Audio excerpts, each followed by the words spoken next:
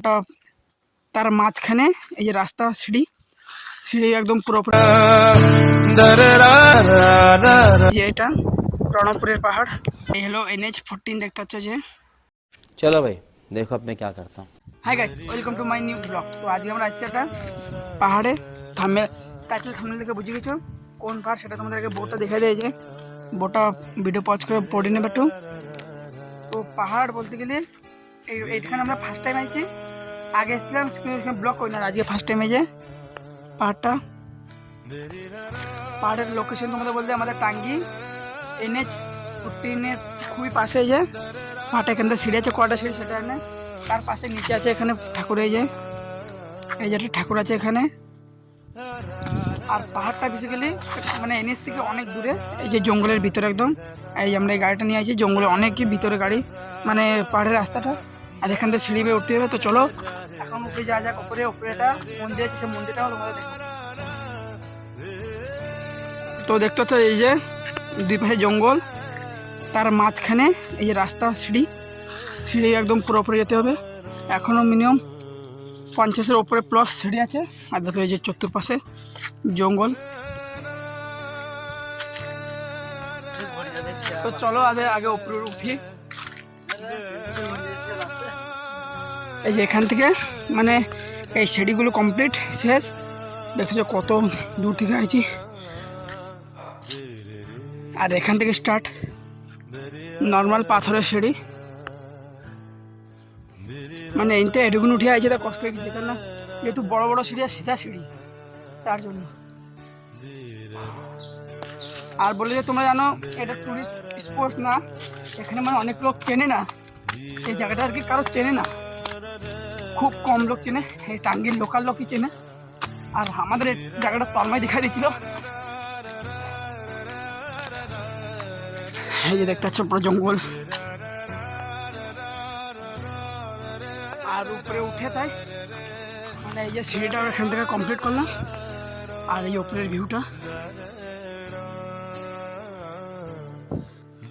দুর্দান্ত একটা ভিউ।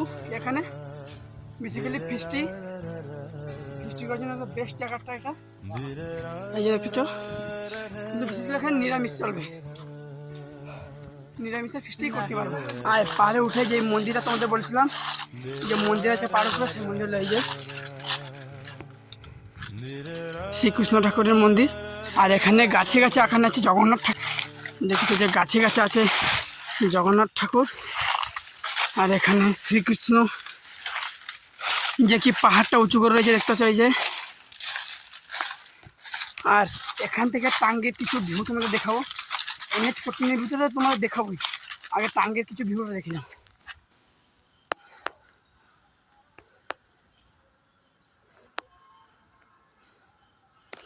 যেহেতু আজকে মানে ওয়েদারটা খুবই খারাপ আছে, তার জন্য মানে ভিউ একটু আসছে।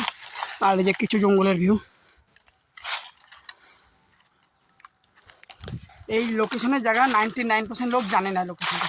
তো চলে এই ঠাকুরটা সিনেমাটির সাথে দেখো।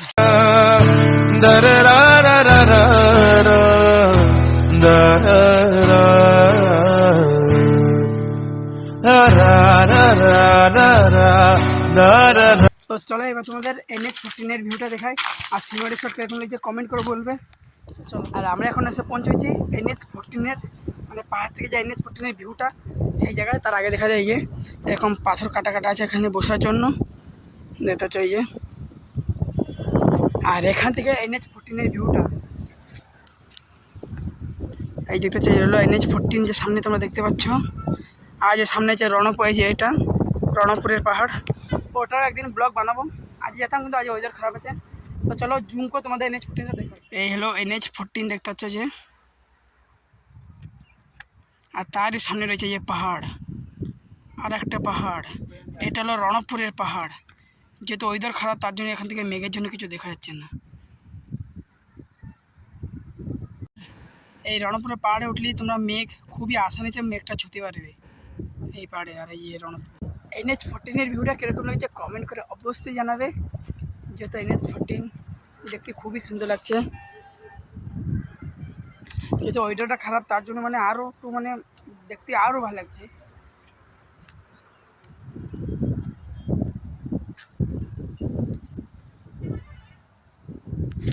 আর এই যে পিছনে ব্যাকগ্রাউন্ডে এরকম কিছু রয়েছে। এই যে ছিল আজকে মাউন্টেন ভিউ, মানে পাহাড়ের কিছু ভিউ। এই লোকেশন সিক্রেট লোকেশন, কারো জানে না, 99% লোক তো মানে জানেই না লোকেশনটা। আর তোমাদের যদি লোকেশনটা লাগবে আমি কমেন্টে দিয়ে দেবো, কমেন্টটা চেক করে নেবে, লোকেশন দিয়ে দেবো।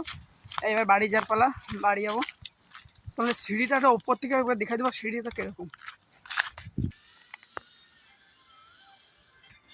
তো এই যে উপর থেকে তোলার ভিউ সিঁড়ির। তো চলো আগে তোলা যায়। একটা চতুর্ভুজ আছে এই যেরকম ঝিকঝিক। তো চলো আগে নিচে যাই, নিচে গিয়ে তোমাদের সাথে সিধে কথা হচ্ছে।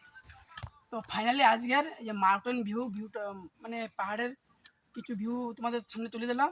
আর বলছি এই পাহাড়টা মানে অনেক লোক চেনে, অলোকও চিনতো না, আমি ওর নিয়ে আইছি। তো আজকের ভিডিওটা এই পর্যন্ত।